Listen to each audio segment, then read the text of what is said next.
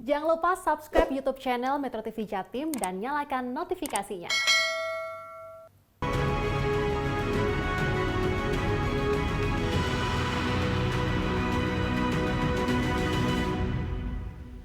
Selamat siang pemirsa, Anda menyaksikan program Dialog Titik Tengah. Sebagaimana kita ketahui bahwa pada bulan Agustus 2021, untuk jajaran kepolisian di kota Surabaya memiliki pucuk pimpinan yang baru. Lantas, apa yang menjadi fokus utama dari Kapolrestabes Surabaya yang baru ini dan bagaimana kemudian untuk tetap menjaga Kamtibmas di kota Surabaya? Untuk itulah kita pada siang hari ini mengambil tema menjaga kota, menjaga warga. Bersama saya, Renu Reksa.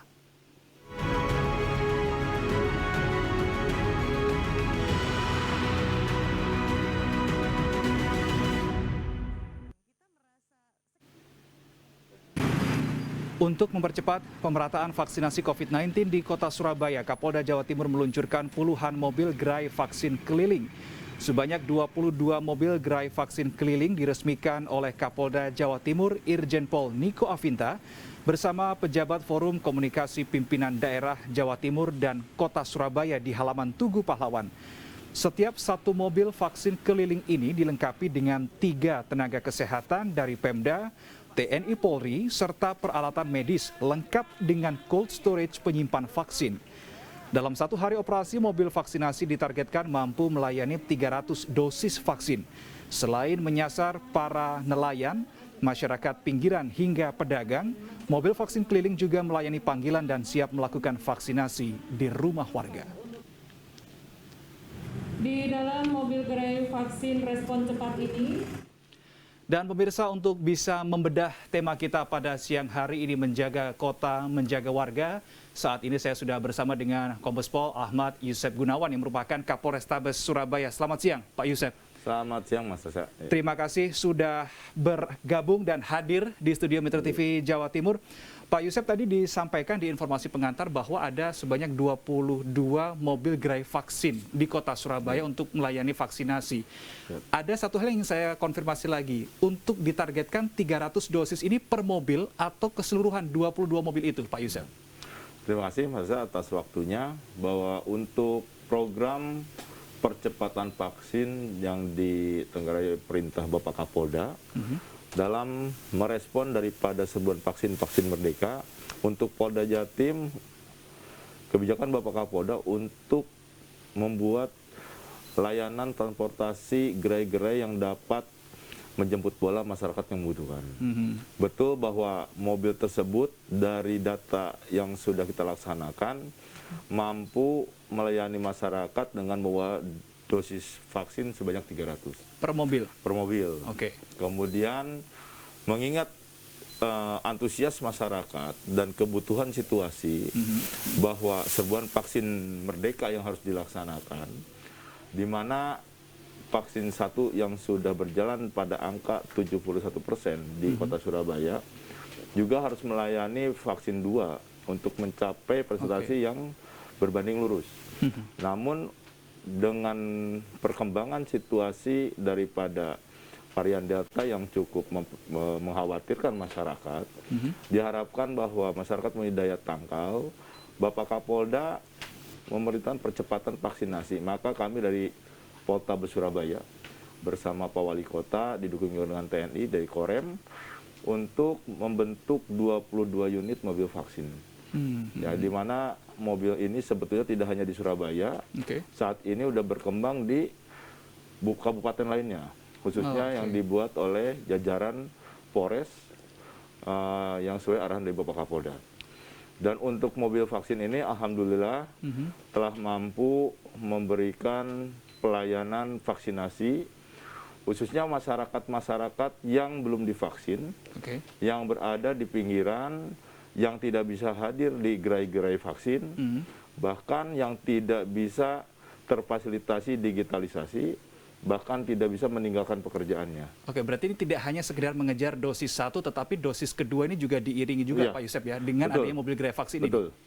Jadi tidak hanya dosis, mungkin malah sebaliknya, tidak hanya dosis 2, bahkan dosis 1. Oke, jadi berjalan berseiringan, dosis 1, dosis 2. Intinya kita mengakomodir permohonan permintaan masyarakat yang diinventarisir oleh RT ataupun melalui call center 110 dan 112.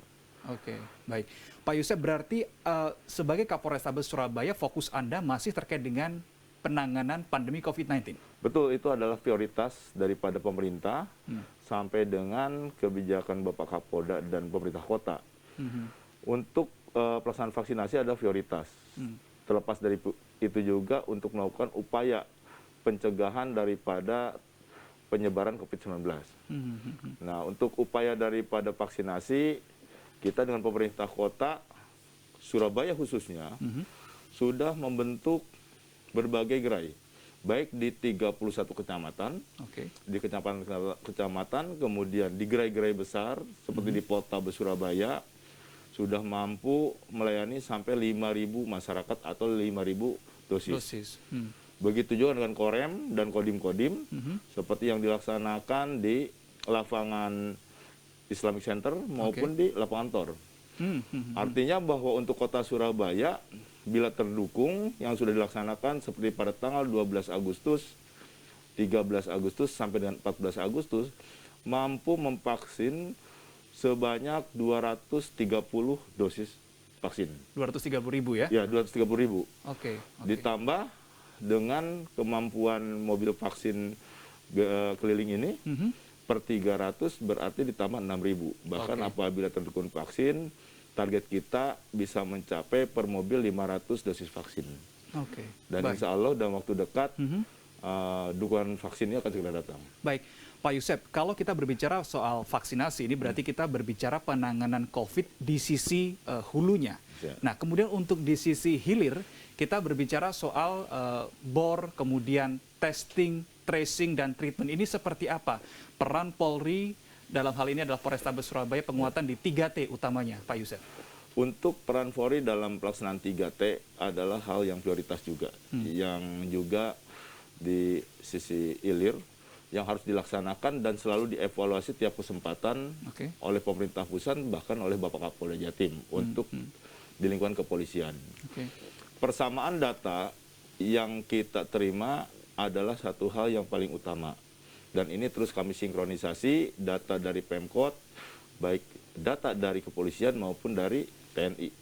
Kami menggunakan untuk kota Surabaya menggunakan aplikasi lawan COVID yang sudah valid untuk kita tindak lanjuti setiap paginya terkait dengan 3T baik untuk testing, tracing, dan treatment kita laksanakan di setiap kecamatan. Dari data yang kita dapat dari Kemenkes, kemudian kami upload untuk kita download dan kita jadikan data dan kita bagikan ke kecamatan-kecamatan untuk kita lakukan tindak lanjut tracing.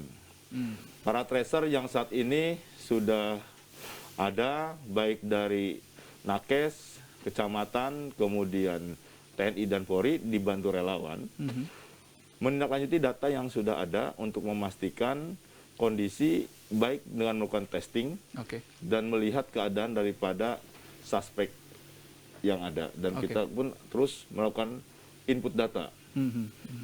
Untuk saat ini, kota Surabaya setelah diturunkan pada hari kemarin oleh Bapak Presiden Jokowi, masuk pada level 4, sudah ada 25 mal yang kita buka, dan itu juga kita gunakan prokes ketat. Meskipun sudah dibuka, prokes tetap akan diterapkan secara ketat ya. Baik, tidak hanya kita berbicara soal penanganan pandemi oleh teman-teman di Polrestabes Surabaya, namun bagaimana kemudian menjaga Kamtibmas kondusivitas suasana di kota Surabaya di tengah pandemi. Ini yang juga tidak akan luput dari pembahasan kita siang ini, namun kita harus jeda sejenak, tetap bersama kami.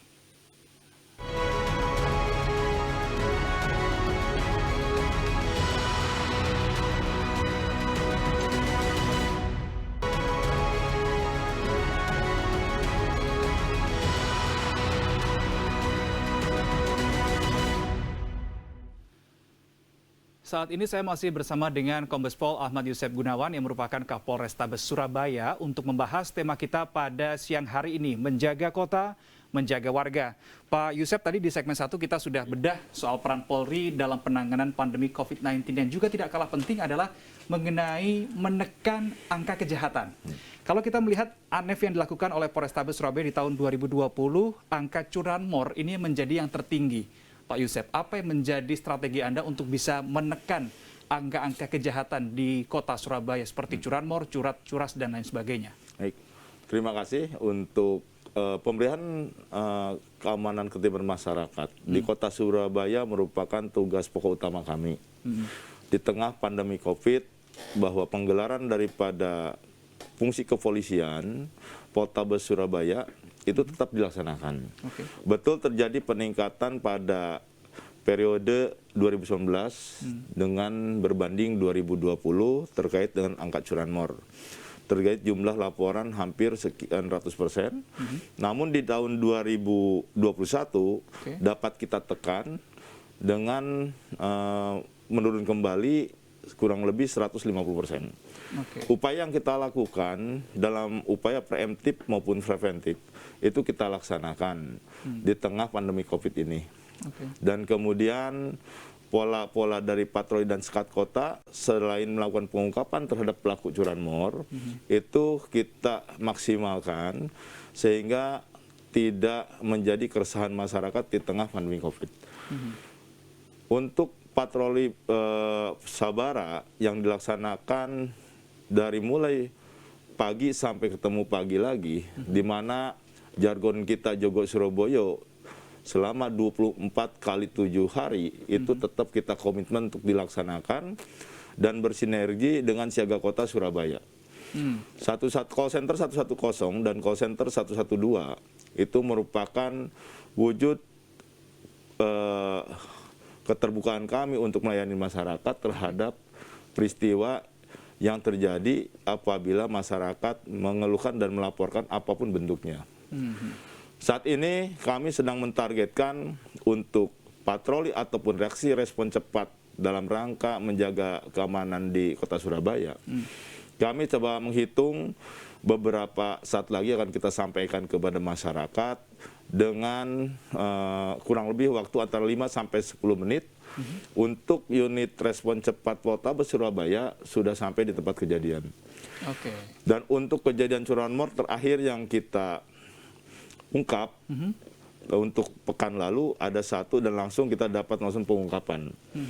Upaya sekat kota berkoordinasi dengan seluruh polsek sebagai imbangan kita terus melaksanakan cipta kondisi pada jam-jam rawan dan pada saat kegiatan masyarakat yang saat ini sudah mulai beraktivitas kembali pasca dibukanya perubahan dari level 4 ke level 3 serta munculnya untuk sentra-sentra layanan seperti tadi saya sampaikan baik mal maupun pasar serta sentra industri dapat kita lihat bahwa untuk lalu lintas jalan juga cukup mulai meningkat. Ini kita antisipasi juga. Artinya jangan sampai terjadi kemacetan, kepadatan dan tetap kami himbau untuk melaksanakan prokes ketat sehingga untuk masyarakat Surabaya yang mempunyai amanah cukup besar terhadap masyarakat Indonesia Timur karena Surabaya sebagai penopang ekonomi wilayah timur. Artinya Surabaya mempunyai tanggung jawab cukup besar. Sehingga Surabaya harus dipastikan segera pulih, masyarakatnya sehat, kuat, dan kemudian mampu meningkatkan sosial ekonomi. Karena mempunyai amanah kuat untuk mendukung dan menopang ekonomi wilayah timur. Baik. Berarti fungsi Kamtibmas, menjaga Kamtibmas, menjaga kondusivitas ini juga tidak akan dilupakan oleh teman-teman dari Polrestabes Surabaya meskipun fokusnya tetap adalah untuk penanganan pandemi COVID-19. Pak Yusef, terkait dengan angka curanmor, kejahatan tadi sudah Anda sampaikan. Bagaimana kemudian terkait dengan peredaran narkoba? Pak Yusef, ini juga menjadi salah satu sorotan karena peredaran juga terjadi di dalam Surabaya dan via Surabaya atau melintasi Surabaya. Ini bagaimana traffic narkoba di Surabaya untuk bisa ditekan? Traffic dan penanggulangan dari penyalahgunaan narkoba di wilayah kota Surabaya itu menjadi salah satu krip indeks daripada Polrestabes Surabaya. Upaya sosialisasi pencegahan maupun penindakan kami terus laksanakan, dan juga insya Allah dalam sore ini juga kami sampaikan kita telah menyita kurang lebih 13, sekian kilogram jaringan pengedaran narkoba lintas wilayah. Oke. Ya, kita akan sampaikan 3 pelaku telah kita amankan dan kita proses itu untuk jaringan dari wilayah Sumatera. Ini merupakan bukti bahwa wilayah kota Surabaya khususnya masih menjadi sasaran empuk para bandar untuk mengedarkan narkotika. Dan ini harus kita antisipasi bersama. Dan untuk jumlahnya juga terus berkembang, bahkan kita antisipasi juga untuk jaringan dari wilayah selatan ya. Artinya mungkin dari Malaysia ataupun melalui jalur Kalimantan. Oke. Bahkan dengan pintu-pintu pesisir laut yang ada, kita juga antisipasi untuk melakukan penindakan maupun pencegahan berkoordinasi dengan seluruh stakeholder ya, dalam arti mungkin BNN, Polda, dan lainnya. Oke. Kita butuh dukungan semua masyarakat untuk informasi terkait apabila adanya dugaan peredaran dan penyalahgunaan narkoba ini. Baik, Pak Yusef, terkait dengan narkoba ini juga menjadi miris ketika ini sudah menyasar anak-anak muda gitu ya, masih berusia di bawah 17 tahun. Tidak hanya sebagai pengguna, tapi juga dipercaya sebagai kurir. Nah, ini bagaimana sorotan Anda, Pak Yusef, mengenai hal ini? Peredaran narkoba akan terus mengembangkan modus operandinya. Ya kan, untuk dapat mencari market dan bahkan mengirim barang-barang ini sampai ke tujuan. Oke. Secara terputus seperti yang kami ungkap bahwa barang-barang disimpan di suatu tempat, bahkan kurir ini tidak tahu kalau barang itu ada narkoba. Oh, oke. Di antaranya. Namun ini tetap kita dalami. Tapi ada juga yang sudah tahu, namun karena tuntutan pekerjaan terpaksa terlibat di dalam jaringan ini dan akhirnya berkembang. Dan ini juga menjadi perhatian kita. Dan kita akan terus melakukan sosialisasi ke sekolah-sekolah tentang bahaya narkoba, perkembangan modus operandinya, dan bagaimana perkembangan daripada jenis narkoba yang tidak monopolikan masuk ke dalam berbagai jenis barang-barang atau makanan yang dapat dikonsumsi oleh masyarakat, khususnya anak-anak. Baik, Pak Yusef, kita masih punya satu segmen untuk membahas tema kita menjaga kota, menjaga warga. Yang menjadi fokus berikutnya adalah bagaimana kemudian penguatan peran Polsek dan Babin Kamtibmas, karena ini yang terdekat dengan masyarakat. Kita akan bahas di segmen berikutnya. Pemirsa, tetaplah bersama dengan kami, Titik Tengah akan kembali.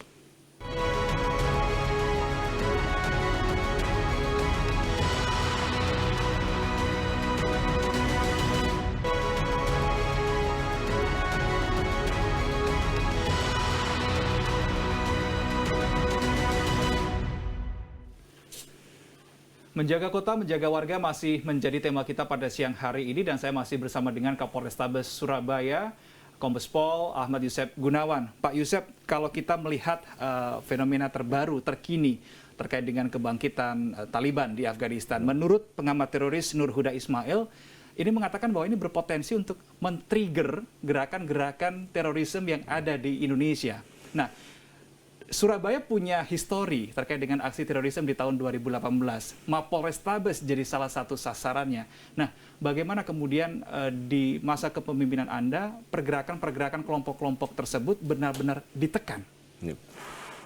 Terkait hal tersebut, seperti yang kita simak bersama beberapa saat yang lalu, Bapak Kadif Humas, ya kan, Pak Argo telah menyampaikan bahwa sampai hari ini, alhamdulillah untuk situasi umum, itu kita telah mengantisipasi dan tidak untuk wilayah Indonesia khususnya di Surabaya tidak ada riak-riak yang mengarah terkait dengan ekses di Afghanistan. Dan kemudian untuk pada beberapa saat yang lalu juga tidak sampai 1 pekan untuk Densus 88 telah melakukan upaya penindakan dan sebagian juga ada di wilayah Surabaya dan telah diekspos oleh Bapak Kadif Humas. Terkait hal tersebut, kami dari Polrestabes Surabaya sudah pasti akan melakukan upaya berbagai antisipasi terhadap berbagai isu yang berkembang, termasuk yang tadi disampaikan. Kami dengan semangat gotong royong untuk menjaga Surabaya, terus melakukan penguatan daripada fungsi Polsek, ya kan. Selain kami melakukan koordinasi dan membangun silaturahmi dan kerjasama dengan lintas agama, terutama kepada para tokoh, agar kita dapat mengantisipasi hal-hal yang tidak diinginkan, yang dapat mengancam daripada kondisivitas Kamtibmas di Surabaya. Polsek sebagai kekuatan utama terdekat dengan masyarakat, dituntut untuk terus melakukan langkah-langkah preemptif dan preventif untuk mengelola berbagai sumber daya strategis yang ada, baik itu 3 pilar Kamtibmas, kemudian para ulama, tokoh sentral untuk terus melakukan update terhadap berbagai potensi konflik maupun sosial yang berkembang di lingkungannya. Dan ini kami sudah mendatakan berbagai potensi konflik, berbagai agenda, dan alhamdulillah kami mengucapkan terima kasih berkat dukungan seluruh pihak dan gotong royong daripada masyarakat, satu persatu dapat kita kelola dengan baik, sehingga tidak terjadi riak gelombang yang tidak baik ataupun ganggu Kamtibmas di kota Surabaya di tengah pandemi ini. Tadi peran Polsek. Bagaimana dengan peran Babin Kamtibmas yang ini mungkin lebih dekat lagi dengan masyarakat, Pak Yusef? Penguatannya seperti apa? Peran Babinmas di tengah COVID ini mempunyai tugas cukup berat. Namun dengan kemampuannya dan bekal ilmu yang dimilikinya, sampai hari ini mampu mereka laksanakan. Tugas Babin Kamtibmas yang pertama di tengah pandemi adalah sektor pelaksanaan tracing bersama Babinsa dan dengan para nakes dan relawan dari kecamatan.